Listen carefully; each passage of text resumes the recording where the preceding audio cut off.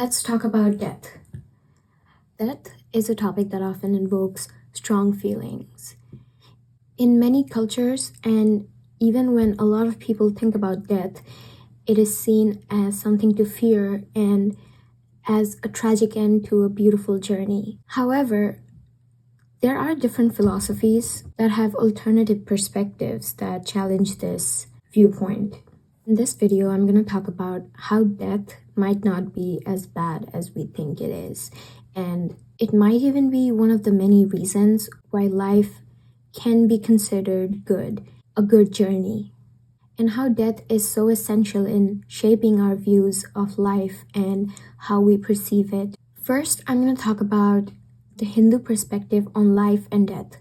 In Hinduism, life is often regarded as a series of trials, which is referred to as the cycle of birth. The whole idea is that the cycle of birth keeps going on, so you live, die, and you're reborn, and it keeps going on until you've lived out all the consequences of your action. Ultimately, when you are liberated from all the earthly emotions and relations, you achieve this thing called moksha, which basically means being liberated. And that's when your life is fulfilled. So according to this belief, the purpose of life is to learn, grow, and ultimately break from the cycle by doing good with your good deed, which we call karma. The more good karma you do, the faster you receive freedom or moksha from this life, and the more bad karma you do, the longer you have to live out this cycle. Now, what is moksha? Moksha is the state of eternal peace or bliss, where the soul is no longer subjected to earthly sufferings. When you think of life, it is really chaotic. There's so much happening, and every part of life is complicated. Life is so complicated. There's so much happening, and there's so many emotions involved. It often feels like a challenge. To get out of this chaotic experience is seen as something of the highest good or the ultimate goal. So death is not seen as an end, but as a transition to reach the ultimate peace. So if we look at death through this lens, it becomes more of a way to find freedom than a source of fear. Now, when I start thinking about it, it makes a lot of sense because life from the bigger picture looks like a series of tests and evaluations. Let's take the example of a video game and understand this. So when you play a video game and you have lives, you are playing the game and you lose a life, and the next time when you're playing the game, you try to not do the things you did earlier to not lose a life. And as you keep losing lives and as you keep learning through the game, there's one point when you finish all the levels and you reach this ultimate point where you have no lives left and you don't even need any lives because you have reached your ultimate goal. What if life is the same way? So we live, we learn, and then we come back and we live and learn again, and we keep doing so again and again until we understand the meaning of life and we experience ultimate peace. But something to remember, life is not seen as a punishment. It's seen as an experience, and an experience doesn't always have to be full with good. When you're playing a video game, you do your tasks, but there are ways in which you lose a life, which does not mean that the video game's bad or it is a punishment, but it's chaotic. Life is so chaotic, just like a video game. There's so much happening and you're creating realities again and again. And when this chaos ends, all you're left with is your soul and peace, which seems like the ultimate goal here, according to Hinduism. Life is a series of tests and challenges. Also, the idea of cycle of life is almost like school, where you keep repeating grades in school. If you fail, you have to do it again and again until you pass, and the pass is moksha. And our awareness of death really encourages us to be present in the moment and cherish all our relationships and talk to your friends and family that are not going to be here forever. It forces us to follow our passions and eat what we want and to go out in the nature, because there will come a point in life where you might not be able to do it. Death is what makes life life. It's the fact that life is so finite, it gives it depth and significance.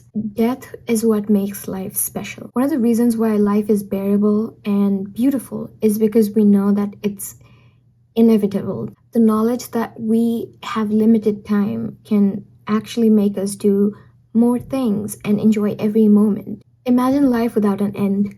That sounds like a painful existence to me, like those vampires in Vampire Diaries. That seems like a curse. Without the prospect of an end, life literally would lose its meaning.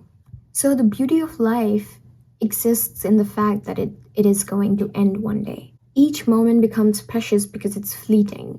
Let's think of life as a day in an amusement park.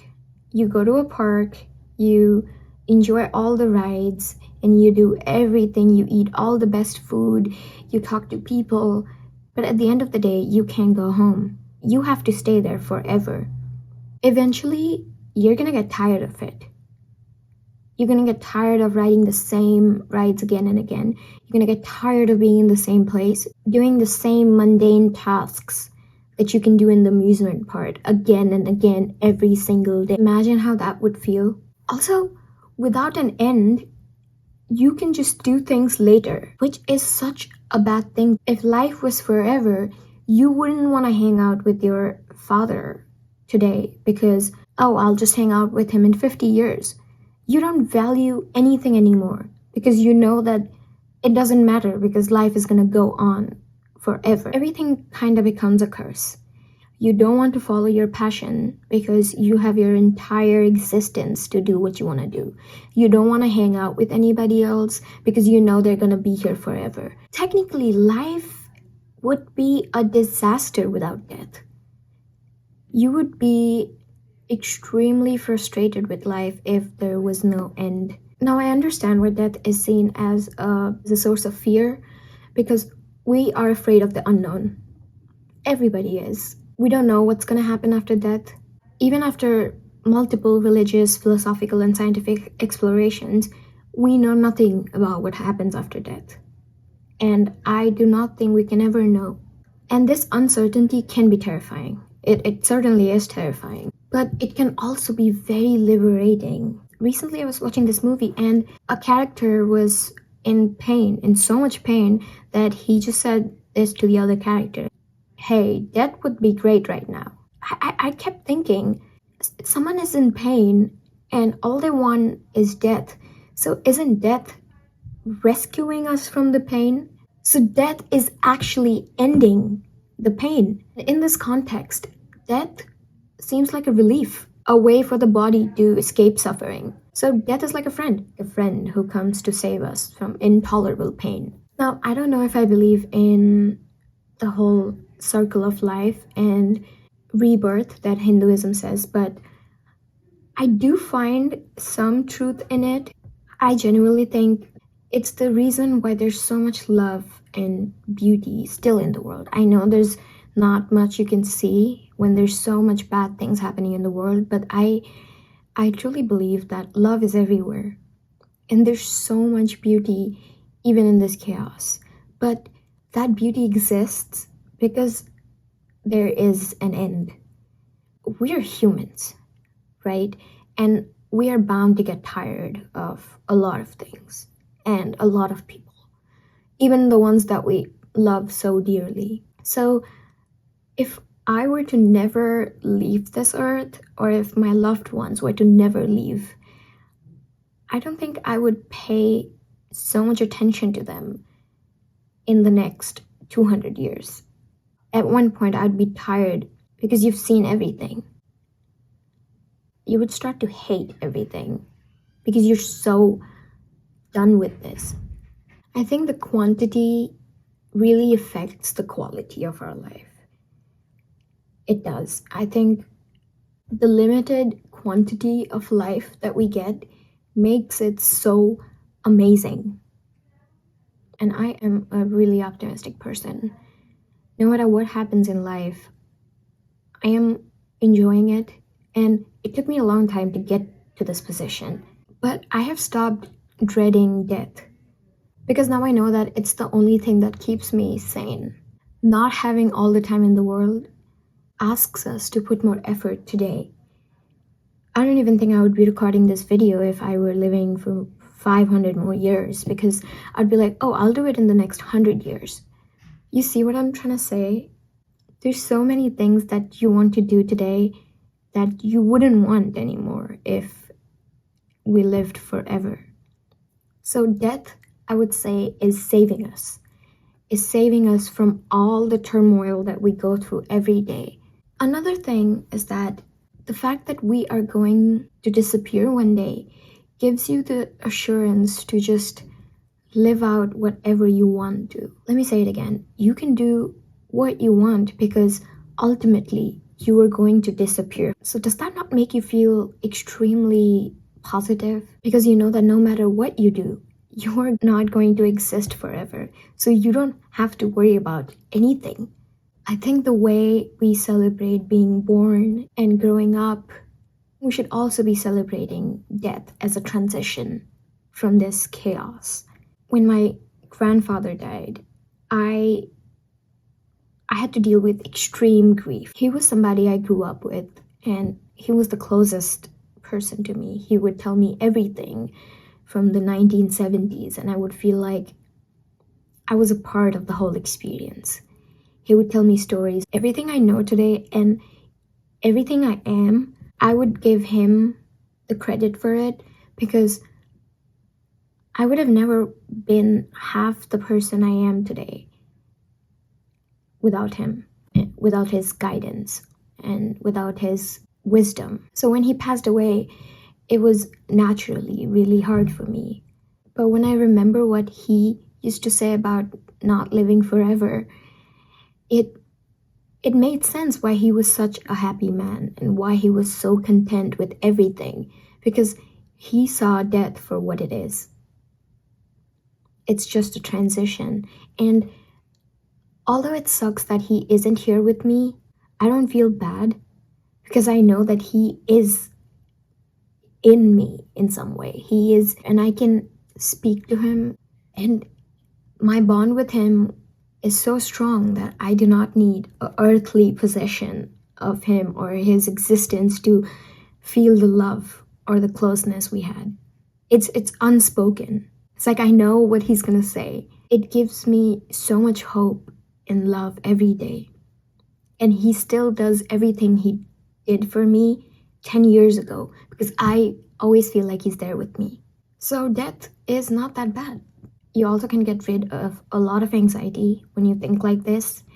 Let's say you go write an exam and you did a really bad job. You can just come back and think to yourself that one day you're just gonna be gone, so who cares, you know? And I know it sounds ridiculous to think like that, but the truth is that that is the truth.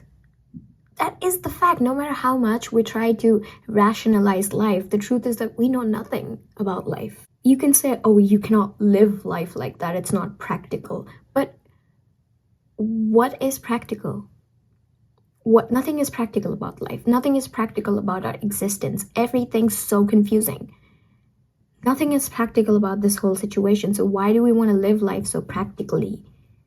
So in conclusion, death is a part of life that is something we cannot escape. It is bound to happen. Everyone's bound to die one day.